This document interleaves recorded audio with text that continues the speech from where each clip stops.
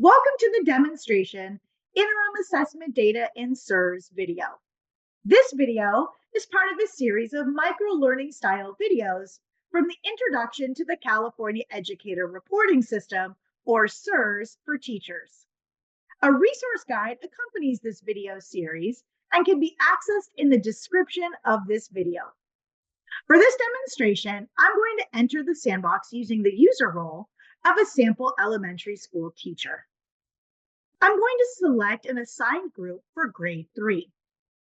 I'm going to take a look at the results view for a recent interim assessment. So I want to use the plus sign to find the interim assessment that I'm looking for. And I'm going to take a look at a grade 3 ELA read informational text. And I'm going to uncheck the summative results. And as I scroll down the page here, I can view group level results for that grade 3 read informational text interim assessment. Here I can see all of the different sessions. I want to make sure that I highlight each session that I want to be able to view the results for.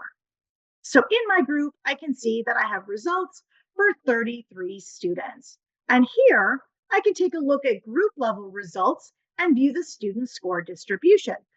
Now, if I want to be able to change the view of my data, I can go ahead and change the display value as to look at my results by number of students. I can now view the number of students at each of the different student score distributions. So it's super easy with the click of a button to be able to change the display value as.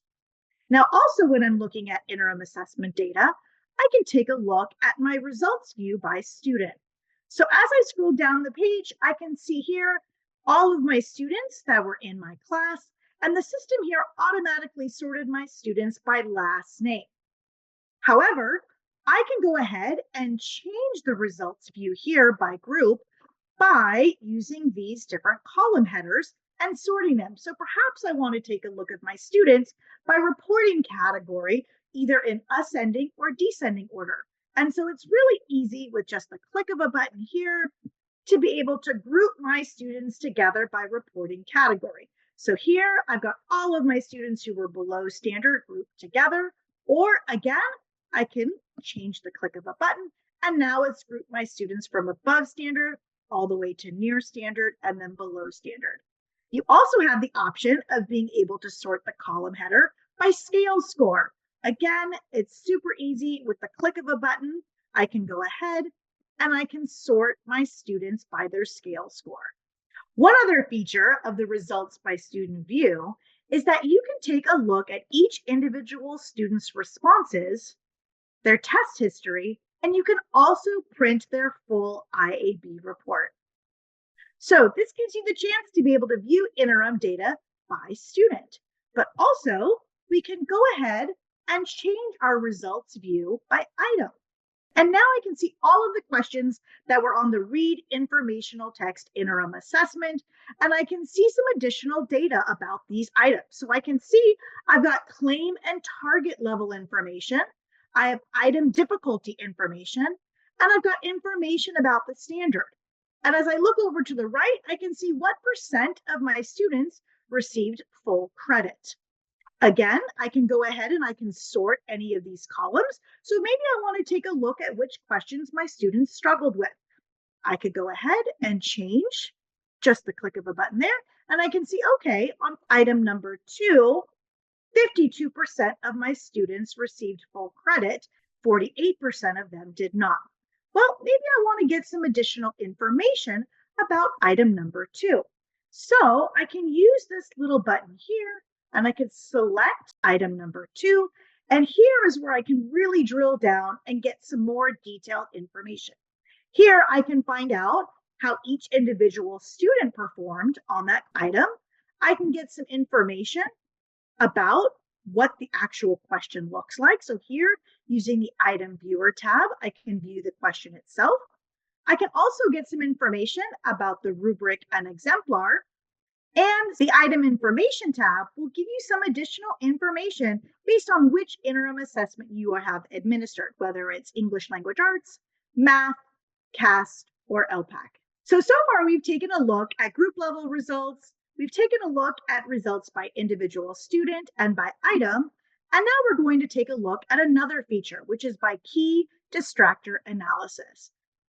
This feature here will give you some really terrific data that is actionable that you can use in your classroom right away. Here you can take a look again at the claim and target, the item difficulty, and the standard, but you can also take a look at which questions there may have been some misconceptions about. So for question number 1, I can see that 9% of my students selected choice A, 9% selected choice B, and 6% selected choice C. In green, I can see that the correct choice was letter D, and 73% of my students got this one correct. But perhaps my students were distracted by maybe some of these other answer choices. So this gives you the great opportunity to, again, take a closer look at what some of the common misconceptions may have been with the other choices. Again, I can select question 1, and here this will tell me which of my students received full credit for this question. I can take a look at the item viewer.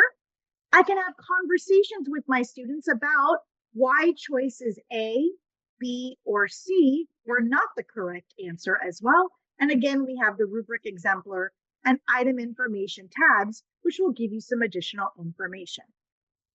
And I want to show you one last really useful feature, and that's the instructional resources button here.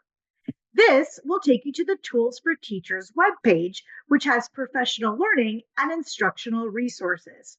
You'll also find a connections playlist for each Smarter Balanced ELA and Math IAB and FIAB. Just like with the summative assessments, with the interim assessments, you can use the Export CSV button to download your data into a CSV file that you can use. Now it's your turn to explore. First, you will want to locate the instructions and the link to the sandbox, both of which are in the resource guide which accompanies this series of microlearning videos. When you start your exploration, be sure to access the sandbox using a teacher role. Remember, since this is a sandbox, you can't break anything, and the data will look different when you log into your actual SIRS environment. You may do one or all of the following tasks: view interim assessment results by item, view interim assessment results by key distractor analysis, explore the instructional resources available in Tools for Teachers. As you explore the sandbox, consider how you might use each of the following results views: results by student, results by item, and key distractor analysis. This is your time to explore the sandbox. Thank you for watching this demonstration of interim assessment data in SIRS. We hope you found the information to be useful. The full video series title list is located in the description of this video.